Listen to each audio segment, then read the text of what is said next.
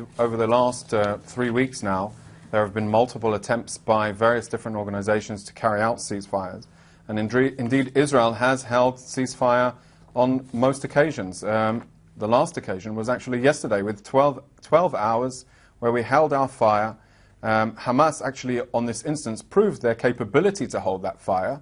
And yes, unfortunately, at 8 o'clock last night, they began more rocket attacks. So this is a bit premature, and we are watching the situation carefully. But perhaps, indeed, they have decided again to hold their fire, and it will enable us to deal and sort out these terrorist tunnels which have been built along our border.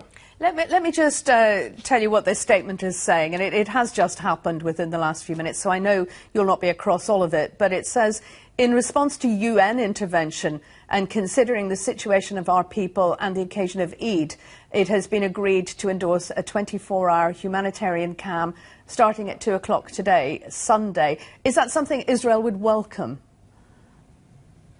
Well, indeed, the Israel Defense Forces have been has held its fire several times. This is an opportunity, perhaps, but we are extremely concerned with the tunnels, and that's something we need to deal with. We would absolutely prefer that we do not have to deal with it under fire from the rockets, and we would prefer that we don't have to face these terrorists in combat. We need to sever these tunnels. We have to prevent the easy infiltration and the use of these tunnels as a springboard to our southern communities. That is what it is all about. That is what we're doing, and that is what we are concerned of. Okay, so even during the truce, you would still be working to close the tunnels? Absolutely. That is exactly what we were doing over the course of yesterday. When they held fire, we held fire as well. And we are continuing our activities against these tunnels which have one purpose, to attack our towns.